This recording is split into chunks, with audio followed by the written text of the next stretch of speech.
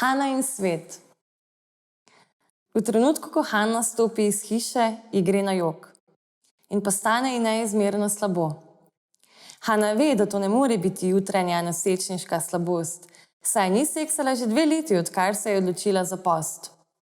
Hana ve, da sem se ravnokar zlagala, saj mi nismo njeni starši in nismo njena babica, niti dedek, da jo bomo obsojili, če nam bo povedala, da je nazadnje seksala včeraj.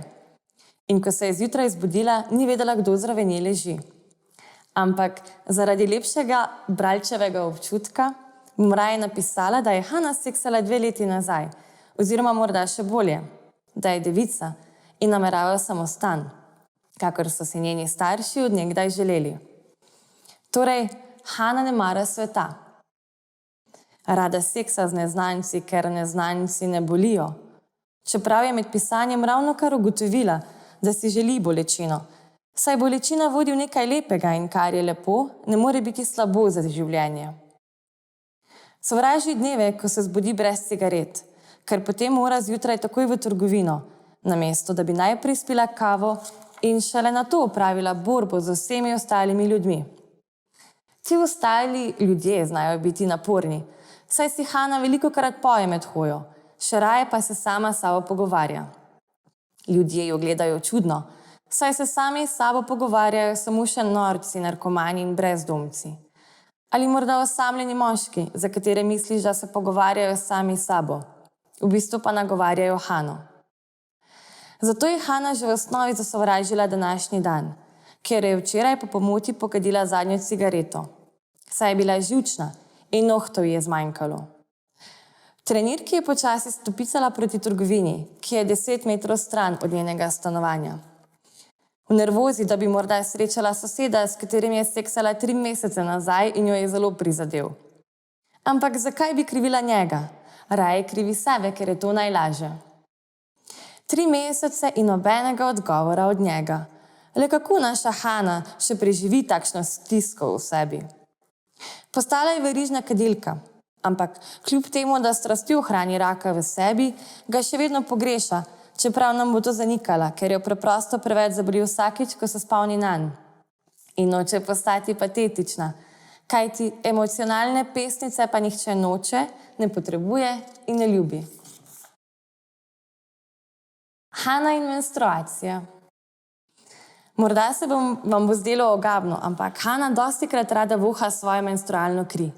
Zdi se ji osvežujoča in posebna. Spomni se dni, ko je dobila prvo menstruacijo. Še lepše se spomni, da takrat ni bila skoraj nič kosmata po vagini, ampak tu pride v naslednje poglavje. Hani menstruacija dela posebne težave. Ponavadi dobi hude krče, včasih se tudi pretvarja, da jih ima. Včasih pa kar sama od sebe umedli, da prikaže svojo šibkost. Hana je svojo prvo menstruacijo ugotovila, da je postala ženska. Takrat sta šli z mamo v trgovino in kupili največje možne vložke, ki se uporabljajo predvsem po noči, ker imajo krilca. Tako je Hana ugotovila, da je ženska in da je plodna, ampak da še ni čas, da prvič seksa.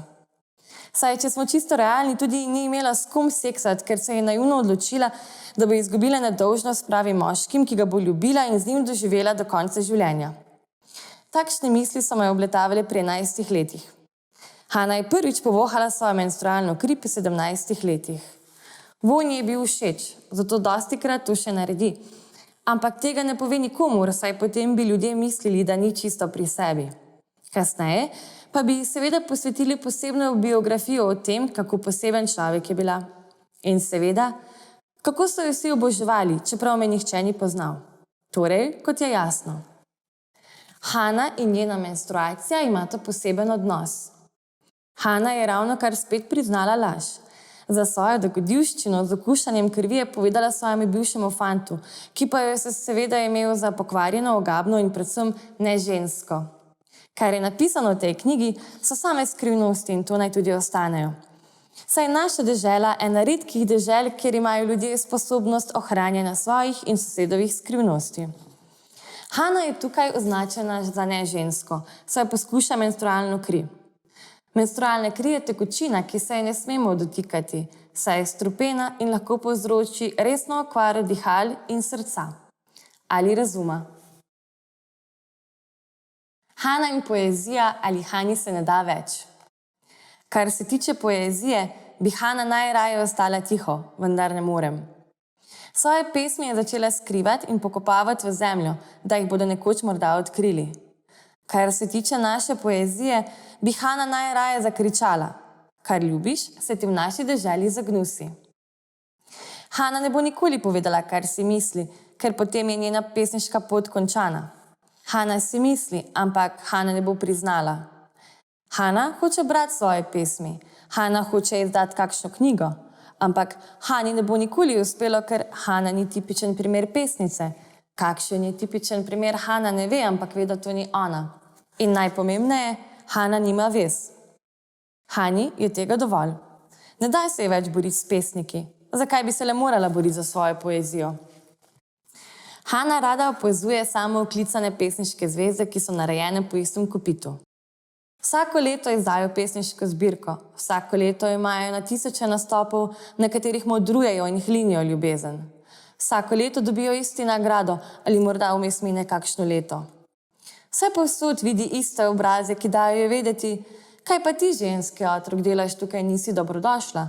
To smo samo mi, vrh Parnasa, ki traja, in dokler ne umremo, ti nimaš za burek, ali kako je civilizacija izgubila vero.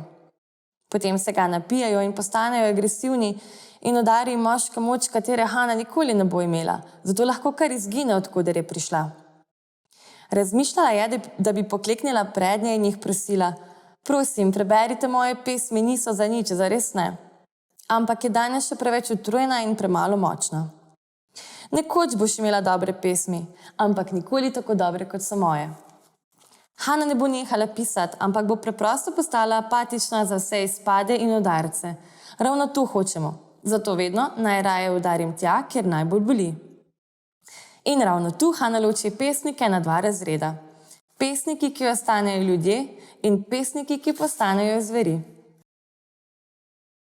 Hana na stranišču. Hana pogosto obsedi na straniščni školjki in premišljuje o velikih problemih svojega sveta.